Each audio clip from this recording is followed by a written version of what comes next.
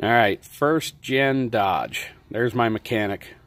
Just taking a siesta over there, just chilling, but I guess I'll show you what I did today. This is why I had to fix my water leaks. That's the result of years of your carpet getting wet and you don't know why. And here's what I solved on mine. This kick panel right here, that's this whole gray thing. I ended up having to pull that out.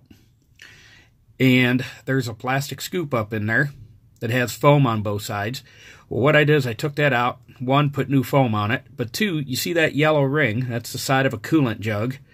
That it is about a ½ inch smaller all the way around as the black plastic scoop. I set it in there and then put Permatex on it to seal it.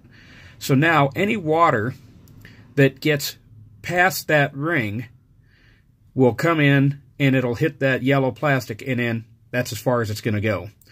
My question was, why was I getting water over that scoop? Because once you take it out, there's a lip on it. And it's like, how's the water getting up over the lip? So here's what I discovered. Now, a lot of people will have cowl cracks up here, and that's always been a problem. And these holes here, I'll tell you why I had to do that. I put a shield inside here, and I'll show that to you. And I had to be able to get some self-tapping screws that I ran in there.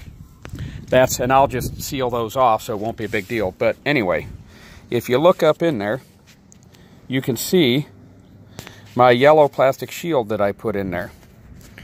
And because what happens is this nasty stuff here, that's just your cowl. And the water would run down to the corner, and there's a little rusty rain gutter looking thing down there. Right there, you can kind of see it with my, with the light right there. There's a rain gutter. Well, without that yellow scoop, the water would come straight off the gutter and land right on top of your fresh air scoop, and it would just spill over the top, and it would just leak down inside. So this was my solution, and I'll put some water in here, and you can kind of see how it works now. There it goes. And I've put a couple of gallons on here and no leaks.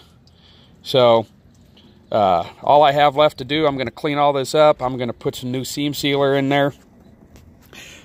This little gap here, I'm going to put some seam sealer in there, clean all this up, put a little frame paint on it, just, because of the rust. And I'll probably put seam sealer in here just to make sure. But anyway, if you got a first gen Dodge and you got a wet floor, this could very well, be your issue.